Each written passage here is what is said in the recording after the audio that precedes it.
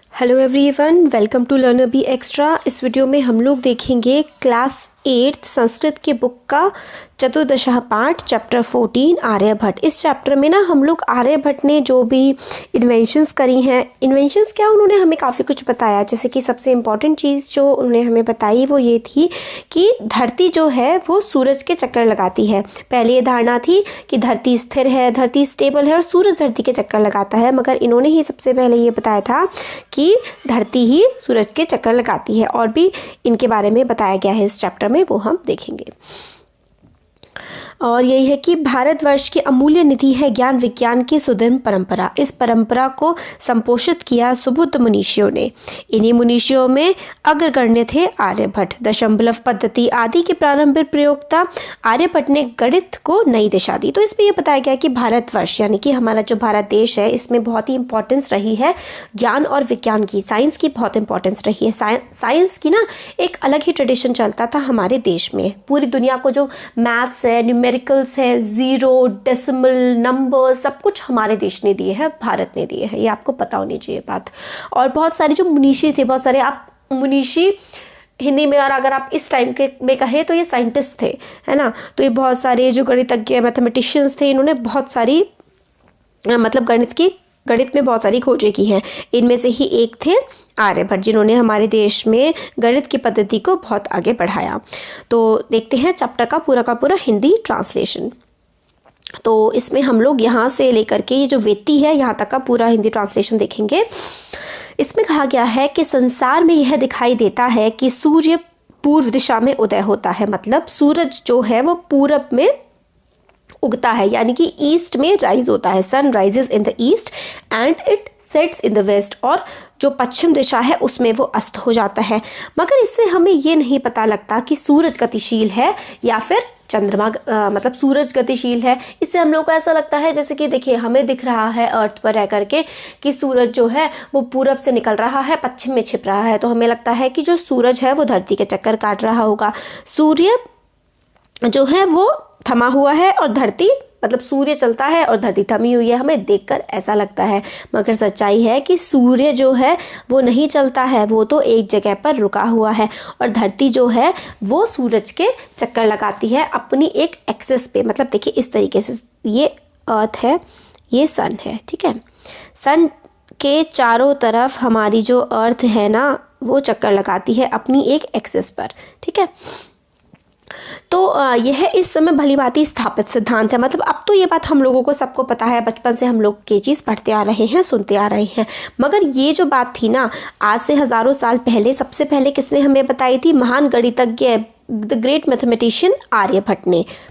तो पृथ्वी स्थिर है, पृथ्वी पहले यही माना जाता था कि पृथ्वी एक जगह रुकी हुई है, सूरज चक्कर लगा रहा है। इस धारणा का इन्होंने खंडन किया, इस धारणा को इन्होंने गलत बताया। इन्होंने कहा कि जैसे कि एक नौका, अगर एक आप बोट में बैठे हैं जो बहुत ही तेज़ गति में चल रही है, तो आपको ऐसा लगेगा कि बोट रुकी हुई है और जो समुंदर है वो चल रहा है, बोट तो एकदम थमी हुई है। इसी तरीके से क्योंकि इंसान धरती पर खुद बैठा हुआ है, धरती पर रहता है, इसलिए इंसान को लगता है कि धरती जो है वो रुकी हुई है और सूरज धरती के चारों ओर चक्कर काट रहा है। मगर ये जो महान गणितज्ञ थे आर्यभट्ट, इन्होंने पहले ही बता दिया था कि भाई अर्थ रिवॉल्व करती है सन के अराउंड।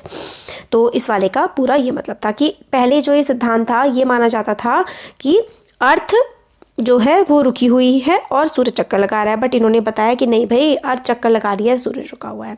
फिर आगे जो है ये 1476 तमें, इसका मतलब है सन 1746 ईस्वी पूर्व, मतलब इतने हज़ार साल पहले जो है 476 वर्ष में जो है, कब इनका जन्म हुआ था? 746 ईस्वी बीसी में इनका जन्म हुआ था आर्यभट्ट का। यह उन्होंने अपने द्वारा लिखे आर्यभट्टियम नामक इस ग्रंथ में उल्लेख किया है। मतलब आर्यभट्टियम नामक जो ग्रंथ है उन्होंने अपना बर्थडे इसमें बताया है। यह ग्रंथ उन्होंने 23वें वर्ष की आयु में रचा था। तो कौन सी 23 ईयर्स के जब वो थे तब उन्होंने इस ग्रंथ की रचना की थी, इस ग्रंथ को लिखा था। ऐतिहासिक जो सूत्र हैं, मतलब जो हिस्टोरिकल फाइंडिंग्स हैं, उनसे ये पता लगता है कि वो पाटलिपुत्र यानी कि पटना के निकट आर्यभट्ट जो है नक्षत्रों की प्रयोगशाला में काम करते थे। मतलब आर्यभट्ट जो है पटना के पास एक उनकी लेबोरेटरी टाइप की थी, जिसमें वो नक्षत्र मतलब ये जो प्लैनेट्स हैं, स्टार्स हैं, इनके बारे में स्टडी किया करते थे। इससे हम लोगों को ये पता लगता है कि उनका जो कार्य क्षेत्र है जहाँ पर वो काम करते थे, वो काम करने वाला जो एरिया है ना उनका, वो क्या है, वो पटना है। फिर आगे नेक्स्ट पैरा हम लोग देखते हैं, हिंदी मीनिंग इसका, आर्यभट्टियम से लेकर के दृश्यते। ये देखिए यहाँ से आर्यभट्ट से योगदानम गणित, फिर इसका यहाँ से लेकर के यहाँ तक। तो इसका मतलब है, इसका हम लोग हिंदी अनुवाद देखते हैं। इसमें हमें ये कहते हैं कि आर्यभट्ट का जो सहयोग है या फिर योगदान है गणित ज्योतिष के लिए, मतलब मैथमेटिक्स साइंस के लिए, मैथमेटिकल एस्ट्रोनॉमी के संबंध में रखा गया है, जहाँ पर संख्या नंबर्स की जो गिनती है उसका काफ़ी ज़्यादा इम्पोर्टेंस रहती है। आर्यभट्ट जो है वो एक ज्योतिष विज्ञान में, जो फलित ज्योतिष विज्ञान है, जो ऐसे ही ना हाथ देखना और ये सब चीज़ें, इस टाइप की चीज़ों में ये इतना विश्वास नहीं करते थे। और इनका जो मैथमेटिक्स था उसकी हेल्प से ग्रहों की गणना करते थे, मतलब कि ग्रह कहाँ होंगे। और इन्होंने ही, आर्यभट्ट ने ही सबसे पहले सूर्य ग्रहण, चंद्र ग्रहण, इन चीज़ों के बारे में बताया था। इन्होंने बताया था, पहले ऐसा माना जाता था कि राहु केतु दो राक्षस हैं जो कि धरती और सूरज के, और धरती और चंद्रमा के बीच में आ जाते हैं, जिसकी वजह से चंद्र ग्रहण और सूर्य ग्रहण लगता है। मगर आर्यभट्ट ने कहा कि नहीं भाई, ये राहु केतु नामक कोई राक्षस नहीं है। जो सूरज, चंद्रमा और पृथ्वी, ये तीनों ही आपस में एक दूसरे के ग्रहण के कारक हैं। तो कैसे, देखिए, सूरज के चारों ओर घूमती हुई पृथ्वी का चंद्रमा के घूमने के मार्ग में आ जाना। देखिए ऐसा होता है कि ये देखिए, ये है सन, ये है अर्थ, और ठीक है ये है मून।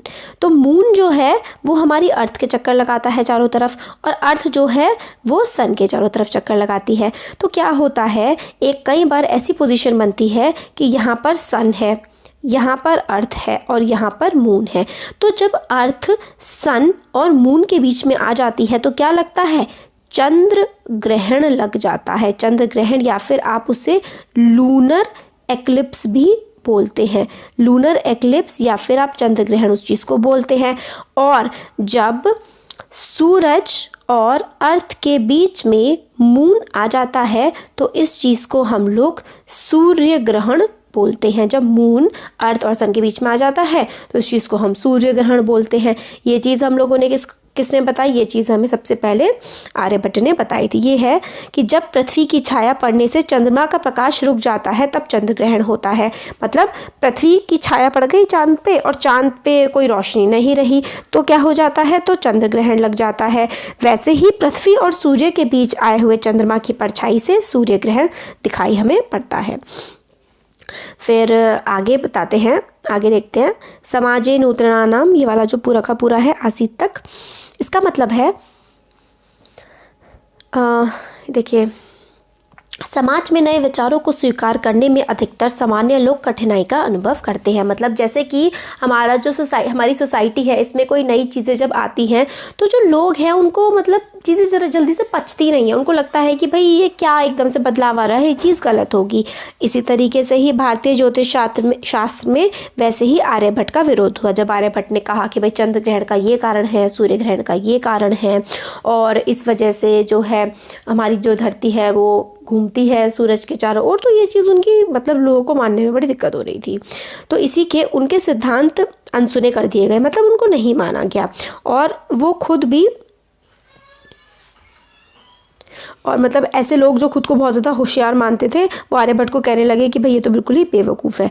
फिर भी उनकी जो विचारधारा है समय के साथ साथ, मतलब समय की बेड़ियों को वो लांघ गए, और आज उनकी जो विचारधारा है, आज उनकी जो सोच है, या फिर उनके जो एक्सपेरिमेंट्स रहे वो आज सच साबित हुए। आधुनिक विज्ञानों ने इस सिद्धांत का काफ़ी आदर किया। इसी कारण हमारे पहले जो उपग्रह है, इंडिया ने जो पहली सैटेलाइट भेजी थी उसका नाम आर्यभट्ट रखा गया था। वास्तव में भारत का गणित परंपरा और विज्ञान की परंपरा एक, मतलब जो आर्यभट्ट है हमारे देश की साइंस और मैथ्स की जो ट्रेडिशन है उसके सबसे सर्वोच्च, सबसे ऊंचे पद पर आसीन जो माने जाते हैं वो है आर्यभट्ट। इसलिए हमारे इंडिया की जो पहली सैटेलाइट थी उसका नाम भी आर्यभट्ट था।